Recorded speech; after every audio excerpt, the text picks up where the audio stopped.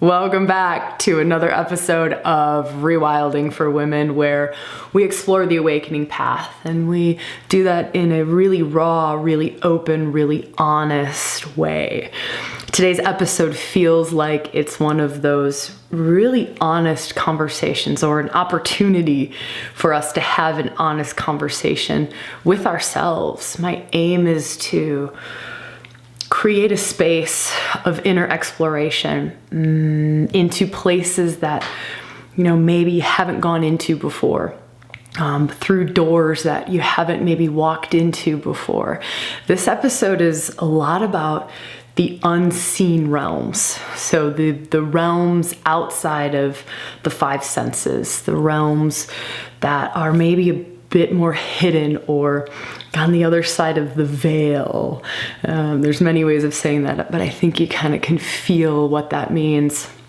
It's episode 80, so we've been doing this for a while. I think this is maybe the third year of our podcast, maybe the fourth, I don't even know, but quite a while. 80 episodes is kind of mind-blowing for me to feel into that.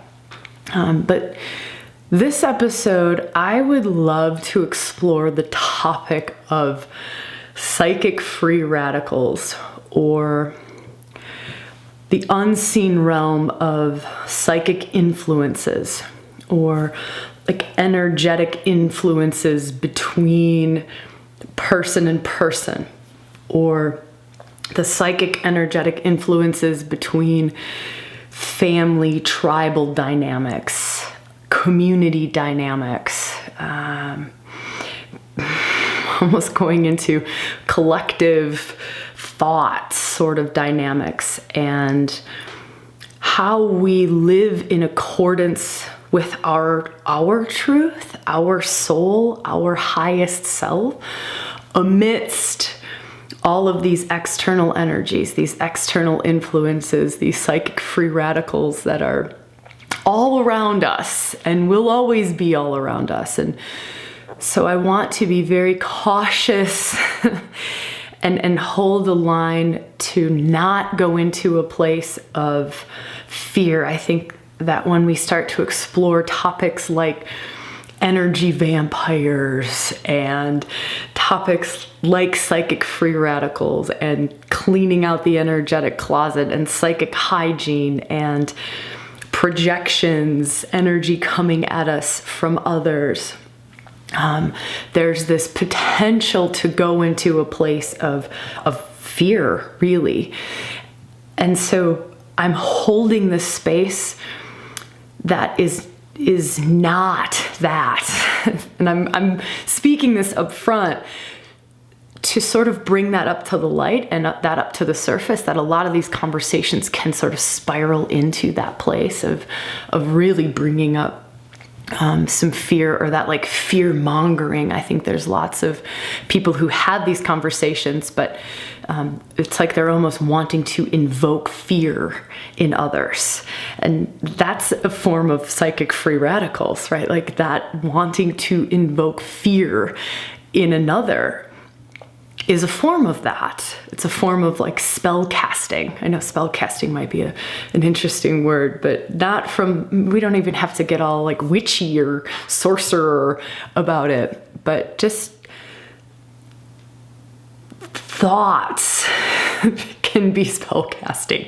Powerful, emotionally fueled thoughts aimed at a certain person can be a form of spell casting, right? Like there's a influence to that's a real force in the world, and we can feel that. You walk into a room, and we'll get into the guts of this topic in a minute, but I'm kind of going to set up this little foundation for us to walk in there. It's like you walk into a room and someone's in a really foul mood,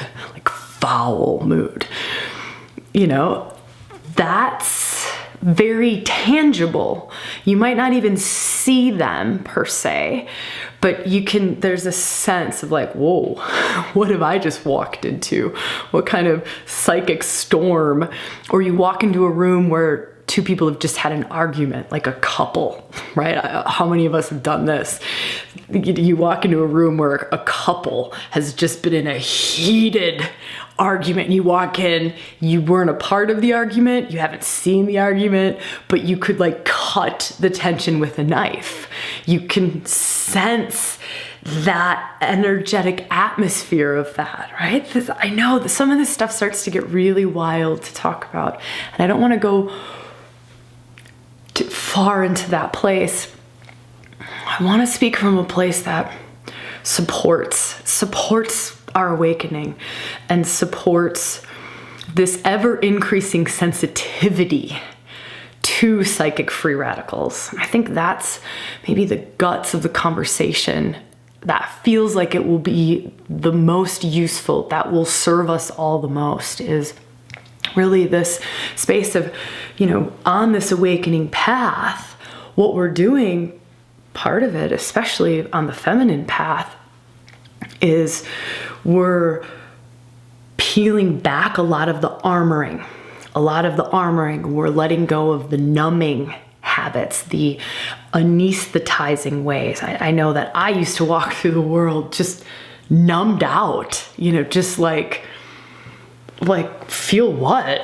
And then, as you start to de-armor and de-rubble and peel back all of these ways of distracting and anesthetizing and ignoring feelings and ignoring the feminine, which is incredibly receptive. There's this beautiful and amazing sensitivity that is part of the feminine gift, is this sensitivity. And I know that I sit in so many circles with women, and the question will always come, like, I'm really sensitive and I'm really empathic.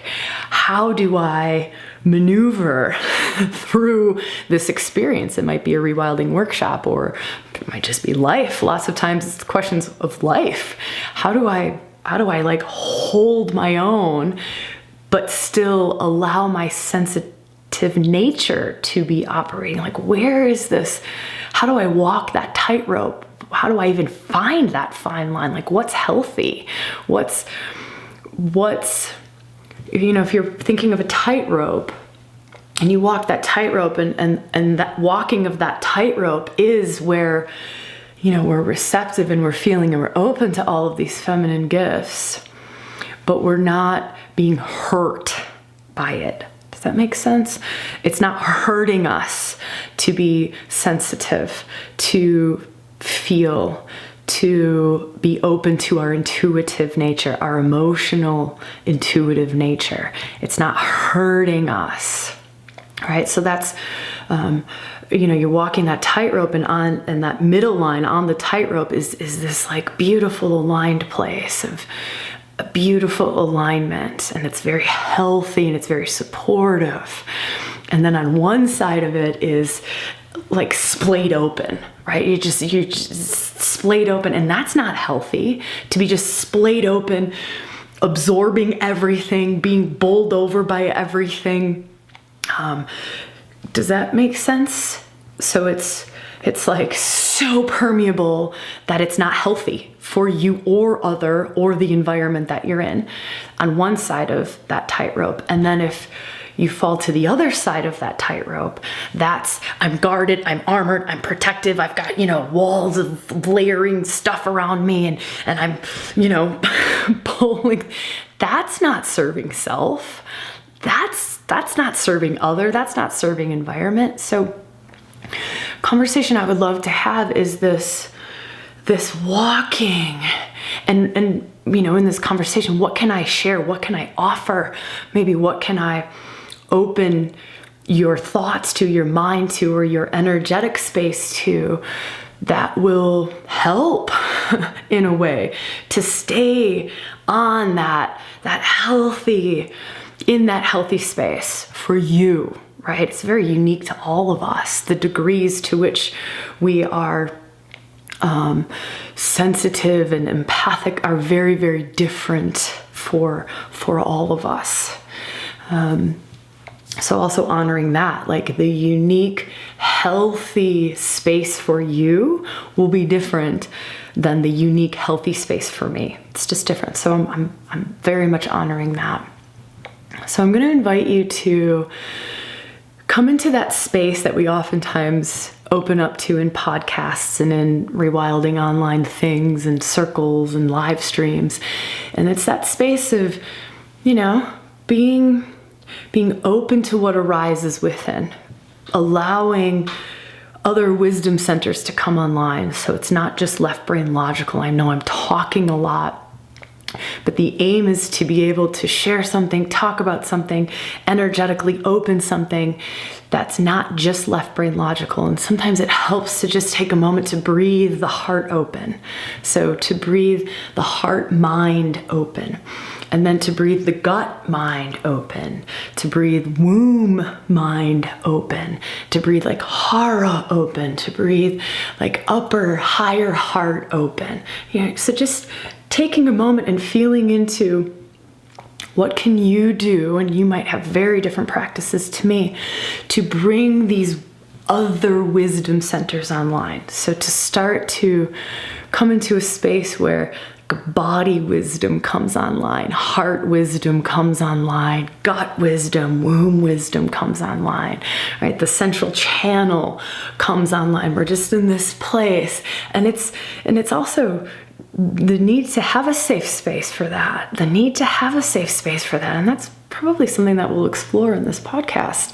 We might go into it now, actually, I think, is for us to be able to, this practice is a great little exploration for us to be able to open up heart wisdom, to open up our bodies. A safe space is extraordinarily supportive to that. A safe container is extraordinarily supportive to that. Now, you can look at safe containers and safe spaces as external environments. You can look at them as self-creating that safe space for self. So an internal environment where you have the capacity to create a safe space for yourself. You have that capacity to create that safe space for yourself in order to be open in this way, right? I love how this is weaving, because it's like this practice that we just did here is exactly what we're talking about in this episode. It's exactly what we're exploring together. So maybe just breathing that for a moment before I move on and we start going into other things, just letting that sink and letting that settle for a second and feeling into and being a bit reflective or introspective around, what is safe space for me? What is safe container for me? Feeling externally, what is safe space for me? What is safe, supportive, nurturing container for me? And then feeling internally. So how can I energetically, psychically create that space for myself? How can I create that space internally for myself? How do I do it? How have I done it in the past? And these are beautiful reflective questions to spend more time on, to meditate on if that feels right, or to just kind of sit here percolating. And then the answer or something might arise over the week or the coming weeks of oh, wow, this is my safe space. Oh, this is my unsafe space. So we'll just leave that. We'll leave that where that is. Where do we want to go from here? I'd love to talk a little bit more about the unseen realms. And I was using this analogy this morning in another live that we did in the Facebook group. And it was this analogy of sometimes we'll wake up in the morning. This is just an example. And again, reflecting on your own life and feeling into how this serves you or what this brings up for you. Sometimes we'll wake up in the morning and we'll just feel like we're in a funk. Like you just feel funky, or you feel off, or you just feel unwell. And for some of us, we automatically go to real physical, tangible things, like things in the seen world. So what did I eat yesterday? Did I eat something bad yesterday? Was I around someone who had a cold or a bug or a flu or something? We'll go to those like real tangible physical places. And then we go, no. And then we just kind of leave it at that, like, meh, that's enough. But what I feel like a lot of us are moving into is becoming aware that there's so much more at play. There's so much more at play than what is seen, physical, tangible. There's this whole other realm at play, this whole other unseen realm, this energetic realm, this psychic realm that's at play, that's affecting us, that's influencing us, that's infecting us sometimes, for lack of a better way to say it. So it's like I caught a physical cold, a physical flu, a physical virus, a physical bug, physical bacteria from someone, right? That's a physical form. But there's this whole other realm of like catching an emotional virus, a mental virus, a psychic virus from someone. I know, don't go into fear. We're not going into fear. We're just being radically honest about this. We have to be radically honest about this. There is this whole realm, and many of us are becoming incredibly perceptive to it. Now, for me, I believe, I think that's the best way of saying that. For me, my own experience, and in observing lots of others' experiences, is that walking the awakening path, it's not that our psychic immune system is decreasing. Does that make sense? I think this is where some of us may have had this wrong in the past, or might have something there. But I'm going to just challenge us all on this belief that I have heard from others, like walking this awakening path, I'm actually, my psychic immune system doesn't work like it used to. I'm not as immune to mind viruses, to emotional viruses, to psychic viruses, to projections coming at me. I'm not as immune. And here's what I challenge on that. I don't believe that you're not as immune. I don't believe that waking up, becoming more and more conscious, raising our vibrations, I don't believe that it decreases our psychic immune system. What I believe is that we just become more aware of it. We become more conscious of that too. So if we're becoming more and more conscious of everything, we are also becoming more and more conscious of this. It's not that suddenly I'm so much more permeable and affected by other people's stuff or projections or energy vampirical ways or whatever it is. It's just that we can now see it in a way that we didn't see it when we were more asleep, when we were more unconscious.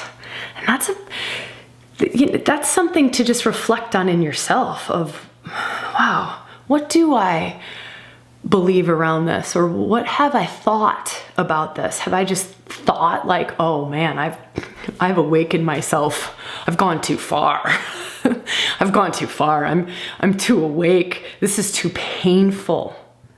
This is too painful to be this awake. And waking up is painful.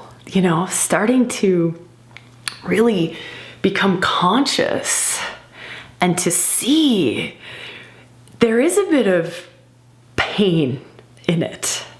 There is a bit, dark night of the soul. There is a bit of pain. I've heard a few practitioners speak. It's not dark night of the soul. It's dark night of the ego. It's not the soul that's having a bad time. The soul's having a great time. It's the ego that's having a bad time. It's the ego that's struggling with it. And the little self, the fear parts of self. So that's just something else to reflect on. That's maybe kind of that next piece to just reflect on, wow, what are my actual beliefs around this? And to really challenge them, to challenge, is this healthy? Is this supportive? And so I would invite us all to feel into, what if we were to be very conscious of it, to one, not deny that there are psychic free radicals, that there are not, emotional viruses, and there are not, mental viruses, and all of these things, and virus is such like a fear word. I'm not saying it like that. Like bugs, we call it like flu bug. Oh, I've just got a little bit of a cold. So we can tone it down if it's starting to get agitating on the system. Just pull it back a little bit. Like, oh, it's just a little bit of a mental cold. Like I caught an emotional cold from someone. It's just a little cold, just a little bug going around. So what if we were to stop, one, denying that exists? What if we were to take it to the next level of honoring that it exists, honoring, like being in reverence to the fact that this is humanity, like honoring it, being in reverence to it. So it's, instead of being like, whoa, protect, which is the other thing that I see a lot, and lots of questions come in about that often, is how do I protect myself? How do I protect myself? And I think there are times and there are spaces where, protection things are valuable. And then there are times and spaces where that's actually very hampering. It's actually very limiting, and it's actually coming from a fear place, not a love place, right? Can you feel that in your system? And the protection is actually starting to hurt. It's hurting more than it's helping, right? It's more fear-based than it is love-based, right? Do you feel that? It's more ego-based, little self-based, versus soul-based, high self-based. Can you feel the difference between that? And so, what if we were to approach this realm from this very high level place, like soul place of, yeah, this is an aspect of humanity. This is an aspect of humanity. Like, instead of hating it and protecting against it and getting all scared about it, we'd get really conscious about it. Just really aware. Really conscious of it. And now we're going to take it to the third step, right? The third step. First step was we're not denying it. 2 is that we're getting really conscious of it. And 3, what if we were to step into a space of love about it?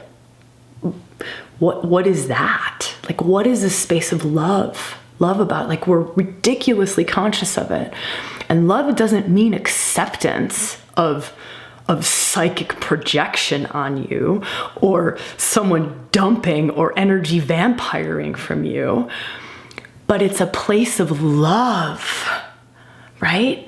A place of love, a place of, it's there, you're not denying it. 2, you're not being in a fear place of it. You're conscious of it, right? We're conscious of it. We're aware of it. And then we come into a place of love. And for me, that place is the most protective place that I can be. That gives me the highest level of psychic immunity, the highest highest level of psychic immunity, right? So I'm not walling up against it, guarding myself against it, protecting myself, walling myself off from the world from it. I'm in a place of openness, honoring it, seeing it, not denying it, not pretending that it's not there. I'm not loving it. We fuck up the word love a lot. Like, we think love means compromising. We think love means, making everyone happy. We have all of these like weird things of love. I'm talking about high love. And high love is like soul love. So if we're in a space of high love around this energy, soul love around this, right? Someone's projecting something at you and you are in a place of high soul love, right? You don't accept something that's not supportive to your soul. It doesn't come in. If you're in a place of high soul love, accepting something that is false, untrue, from fear, right? That doesn't have a place. It doesn't have a place. It doesn't come in. It's not that kind of a love, right? Can be, we've been talking a lot about the dark goddess. It can be part of that gift of the dark goddess love, fierce love, right? The no is as loving as the yes. The no, I'm not accepting that. No, that's not about me. That's a reflection of you, right? Can be the most loving thing, the highest aligned thing that we could possibly do in that moment, right? It's loving it from that place. It's kind of wild. And so maybe we'll just pause and reflect on that for a moment. What does that feel like? Think about an area, a relationship of your life, something in your life where there's psychic free radicals. Like, we're not stupid. We know we've all got people in our lives, aspects of our lives, areas of our lives where it's just psychically wild, right?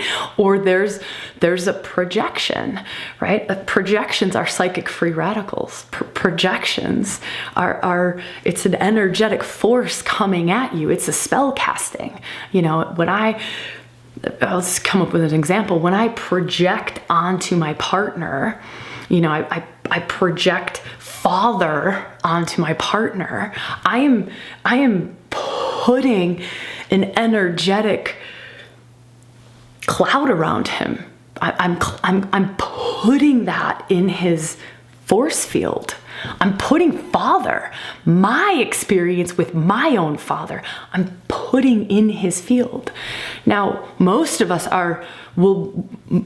humans at this point anyways, at this point, most humans will go through their entire lives not even knowing when they're projecting father or mother onto their partner, right? When we do it all the time, like it's one of the primary things in intimate relationships. It's one of the primary things is we project father or mother onto our partner.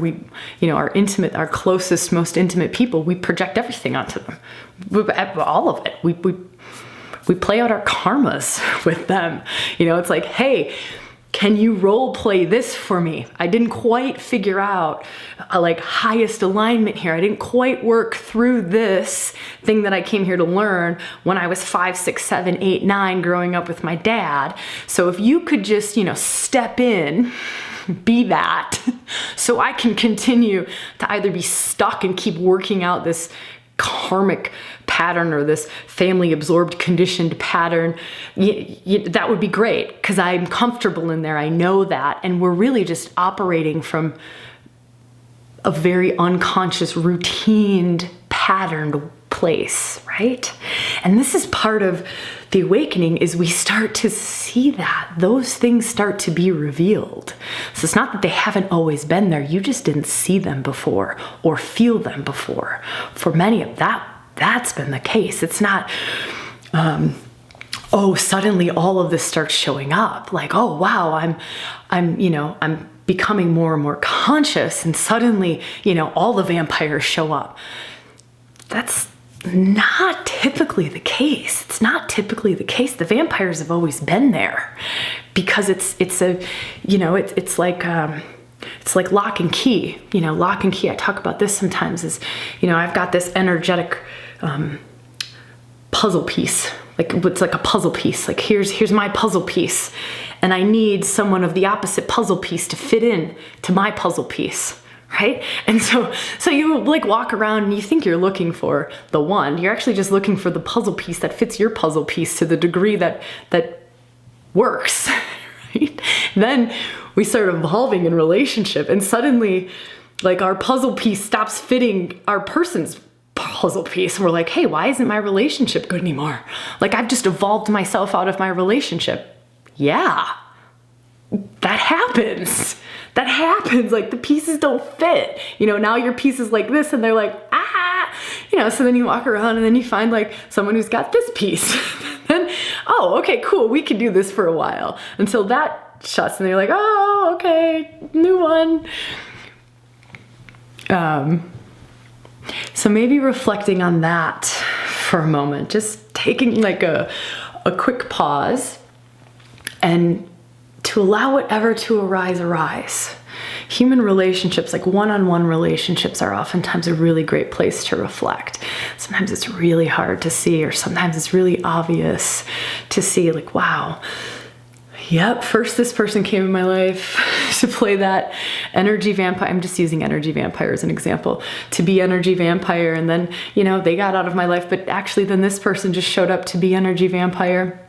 And the thing to ask ourselves about it, when we find that we're in these, interesting, not necessarily super supportive, or they're starting to not feel supportive, or they're starting to not feel aligned, psychic dynamics, we find ourselves in these psychic dynamics that maybe abuser, abusee, victim, abuser relationships, anything. I'm giving up lots of random examples. So just feeling into like what it is for you, or like father-daughter relationship playing out in intimate partnership, or maybe your mother or your savior. You like to be the savior, or you like to be whatever it is, right? We've all got our unique little things. and so in this reflection, just, feeling into like, wow, what have I been in? And this is the piece that I really want to get to in this component, is how is it serving me? I know this is like that radical honesty piece that just sucks. It usually just sucks, because it's, what am I getting out of it? So yeah, I'm feeling that this psychic entanglement, or this codependency, we can use that word, or this psychic dynamic. I think that's probably the best way. The psychic dynamic it's not supportive. It's not, like on one level, it's not good for me. It doesn't feel good for me. It's not healthy for me. But to really get real with self and go, well, how is that serving? What am I getting out of it? What am I getting out of the continuation of this? What do I get out of it? What do I get out of being victim?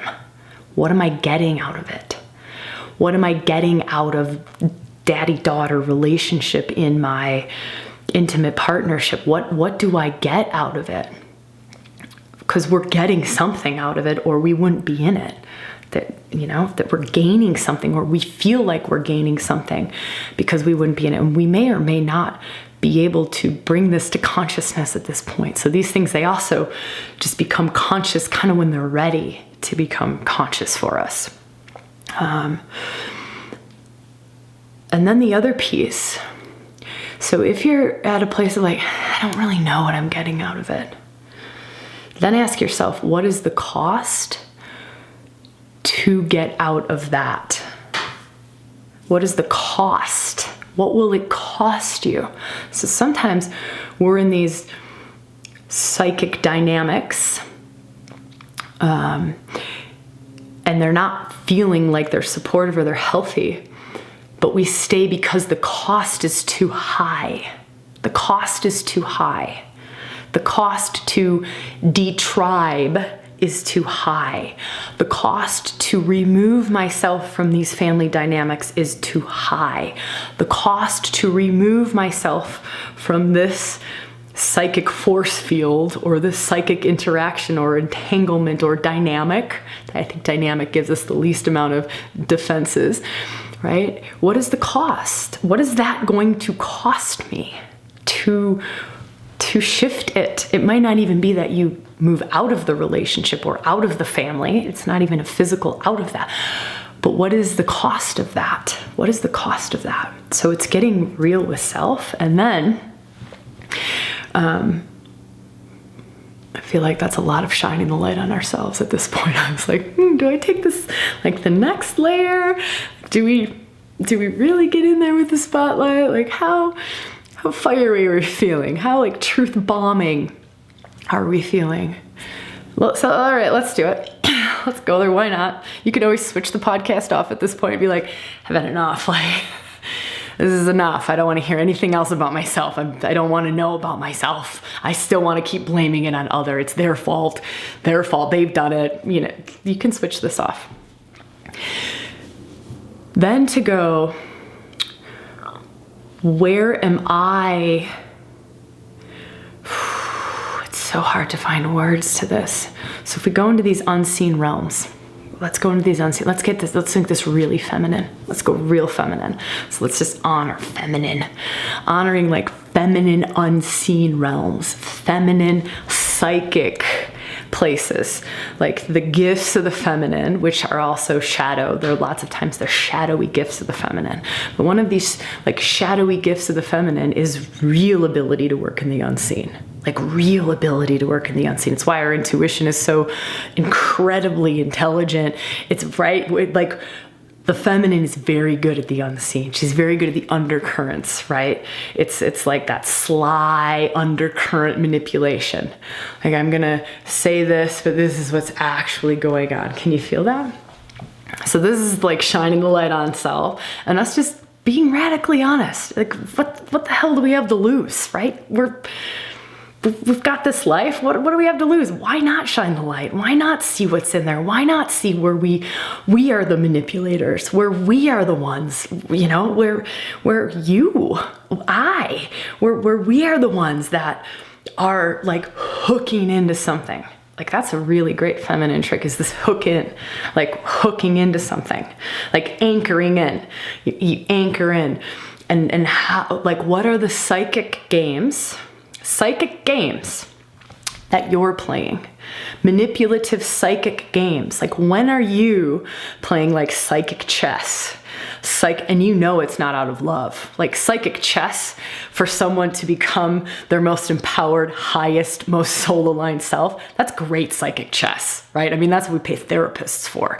That's what we pay like brilliant practitioners and facilitators for, is because they're very good at maneuvering psychic pieces to bring you to a place that is your most evolved, highest, most empowered self. That's beautiful psychic chess. But where are we playing psychic chess? From a place of fear or a place of safety, security, or a place of like low level basement shit, right? From that place, from little self, from ego self, where are we playing? Because that is the unseen realms. That's psychic stuff, right? That's psychic stuff. So where are we doing it? It's a lot easier to say where it's being done to us, right? But that's only one side of the coin. There's two sides of the coin. There's two sides of that beautiful, sweet coin, right? And so to look at that other side and to be okay, to be compassionate with self, to be compassionate with our humanity, to love the crap out of our humanity, and to understand that it's a lot of times coming from a place of safety and security. Like, I just want to feel safe.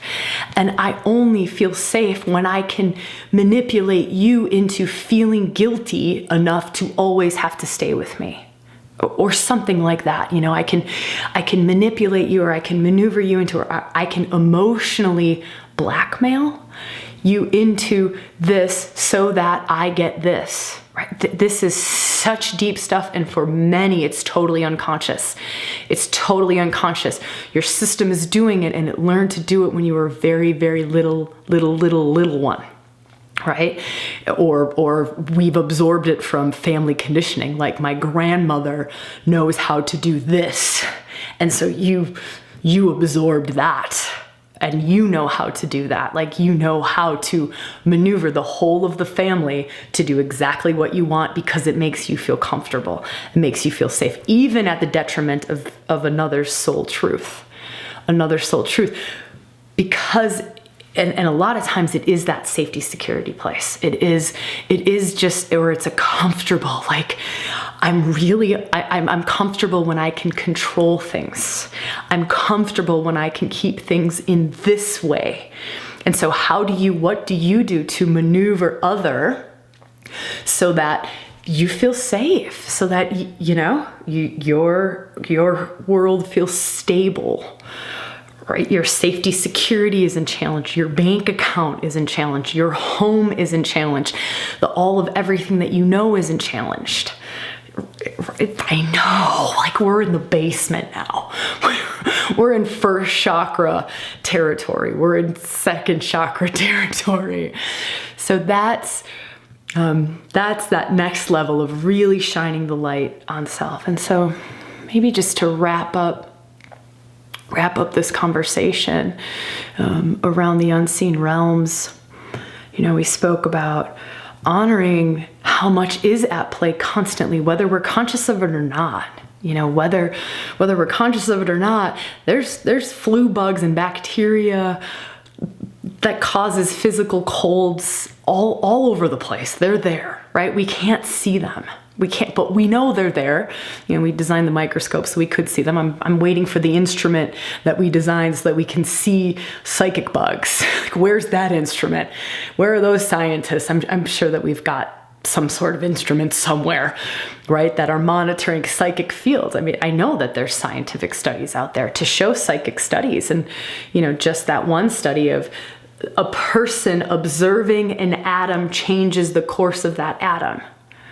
A person observing, I'm simply looking at an atom, and it changed the course of the atom. That's how much we're plugged in. That's how much we are connected, interconnected. The whole of everything is so interconnected.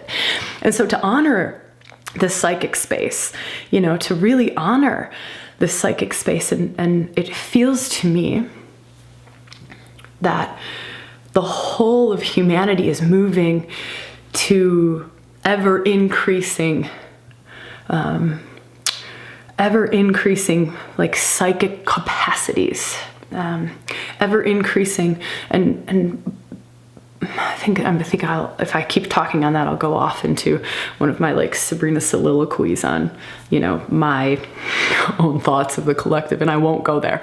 I won't bore you with that, but to bring it back around to the awakening path and really feeling into, like, let's be real about what it does mean to become conscious evolution.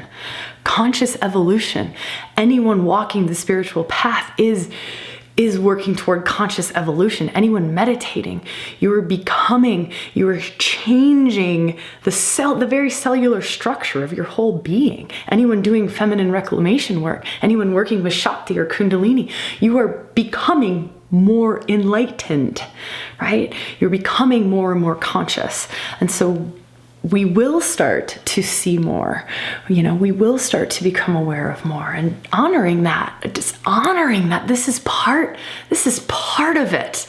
It's part of it.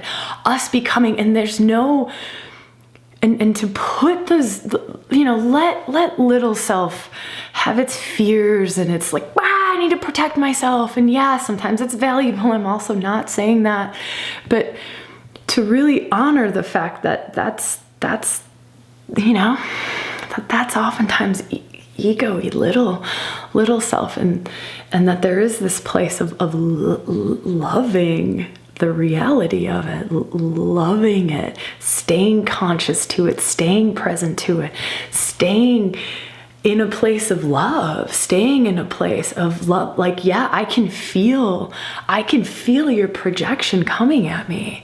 I can feel it. And this is coming from a very personal example. Like, I can feel the full force of your projection coming at me. And it's not nice. It ain't nice. But to come to a place where I'm open, I'm not denying it, I'm not, what is the word? What is this? This is contracting. I'm not contracting because of it. I'm able to stay here.